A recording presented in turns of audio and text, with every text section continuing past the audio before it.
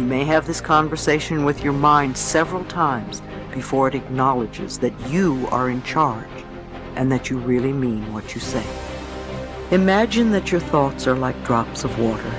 One thought or one drop of water does not mean very much. As you continue to repeat the same thoughts over and over, you first notice a stain on the carpet, then there's a little puddle, then a pond, and as these thoughts continue, they can become a lake and finally an ocean. What kind of ocean are you creating? One that is polluted and toxic and unfit to swim in? Or one that is crystal clear and blue and invites you to enjoy its refreshing waters? All of us have these bags of manure that we carry around with us, called our past. And the people who have done things to us and the events and the circumstances, all of this stuff that we use and we bond to. And we bond ourselves to these wounds of our past, and we identify ourselves on the basis of these wounds. And every once in a while we set it down and we reach in there and we smear it all over ourselves. And then we wonder, why does my life smell so bad? I don't understand this. Whatever you pay attention to will naturally grow, at least for you. Every human being that you meet, there's a good side to them, there is a nasty side to them. If you pay attention to the nasty side, your mind will be preoccupied with the nastiness. Somebody else's nastiness will become yours. And because of that, you will receive more and more of that from all around. If you pay attention to the best, even though in some people it may be a minuscule, if you pay attention to the best, it will grow. At least in your mind, in your experience it will grow. There is a good chance it will grow in them also. You're never going to get enough. You already are everything. You're everything that you need. Think of it for just a moment. Everything that you need to have total bliss, perfection of your life, you already are. You already have it. You came into this world with nothing. That's how you're going out. And the time that you have here, what you have is your uniqueness, your specialness, and you don't need anything else. Now think on this.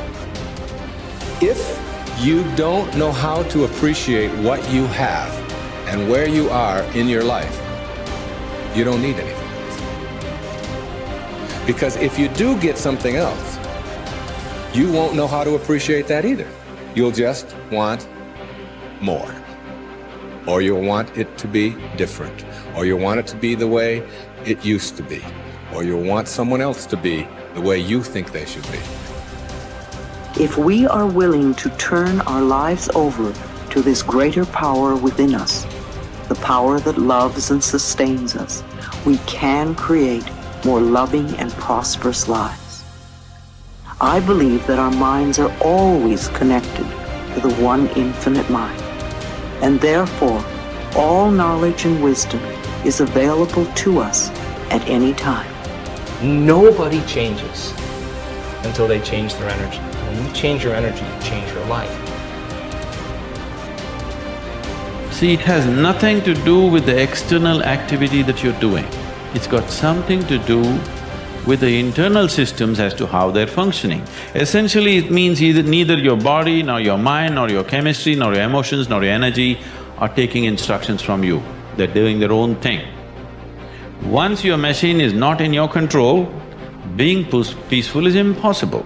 I'll tell you, you get into your car and now you go there and you want to turn this way. You do this to the steering, it goes this way. Can you peacefully drive this car? Can you? No. Anxiety is natural, isn't it? This is what has happened to your vehicle. It's out of control. You've never done anything to find out where the steering wheel is, first of all. This is not that simple as a car, this is a super computer. Now the problem is most people have not even bothered to find the keyboard. They think if they do this, somehow it'll work.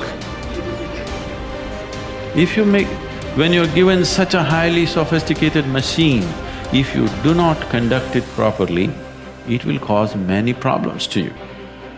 By accident it's working. I want you to know this is made this way. If you hold your hands like this, it'll breathe one way. If you just turn it around, the very way you breathe, the breathing pattern itself changes in your lungs. You can try it if you want when you have the time.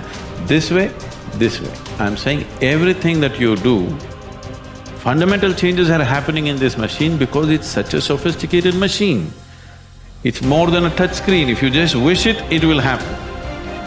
When you have such a sensitive and sophisticated machine and you are operating like a blacksmith, then being peaceful seems to be difficult. Peace is not the highest goal in your life, it is the most fundamental requirement. Don't ever set peace as the highest goal. If you do that, you'll only rest in peace. You must see, to be peaceful is the first thing in your life, isn't it? If you want to do anything sensibly in your life, if you want to conduct any situation in your life sensibly, to be peaceful and happy is fundamental. All improvement in your life begins with an improvement in your mental pictures. We know that because of the law of correspondence, that your outer world tends to be a mirror of your inner world. This means that what you see on your outside, what you see in your relationships, your health, your work, your customers, and so on, tends to be a result of the pictures you have inside. We also know that your self-image controls your performance. Because the way you see yourself and think about yourself inside determines how you act on a day-to-day basis. If you see yourself and think about yourself as an extraordinary person, if you see yourself as a success, if you see yourself as happy, positive, confident, in control, if you see yourself as a loving parent or spouse, you will act that way toward others. So therefore, all improvement in your life begins with an improvement in your mental pictures, with you consciously and deliberately selecting the pictures that you're going to allow your mind to dwell upon. And that word dwell is terribly important. When you dwell upon a picture, your subconscious mind, just as with affirmations, accepts the picture as a command and goes to work to bring that picture into your reality. It's the most phenomenal thing. Your subconscious mind controls your reticular activating system or your reticular cortex as well. The reticular activating system is very interesting. It's a small part of your brain. It's like a switchboard in your brain that controls all incoming impulses. Let me give you an example. If you begin to tell your brain that you intend to be a great success in your field, that you are going to move to the top, that you're going to be one of the most esteemed people in what you do, if you're going to make a lot of money, whatever it happens to be, this is accepted as a command. The reticular cortex switches on all these switches, and from then on, you begin to see all kinds of possibilities that help you move toward achieving that goal. Why is it that successful people move so rapidly toward achieving their goals? It's very simple. It's because they're thinking all the time, and as a result of thinking about what they want, they see all kinds of opportunities around them to achieve them. The average person doesn't even see, because the average person is so worried about how little money they have and how much their bills are, all the problems are, and the more they think about those things, the more they get them. Men and women with clear values, who are living their lives consistent with their highest aspirations, are those who have a deep sense of self-confidence and well-being. We also said that the most important value you can have is the value of integrity. Integrity is the value that guarantees all the others. Having integrity means that you will not compromise on what you believe to be right in any area. Integrity is absolutely essential if you want to capitalize on your strength. It means more than anything looking at yourself honestly and making your decisions based on the fact that you are an extraordinary human being. Your feelings are very valuable clues to your choices and behavior. Your peace of mind and personal satisfaction is perhaps the most accurate guide you will ever have to doing what is right for you. To follow your heart, you don't necessarily need to make dramatic changes in your life or in your relationships. What you do need to do is to see yourself honestly as you really are, and have the courage to channel your energies and focus your strengths into your areas of greatest potential.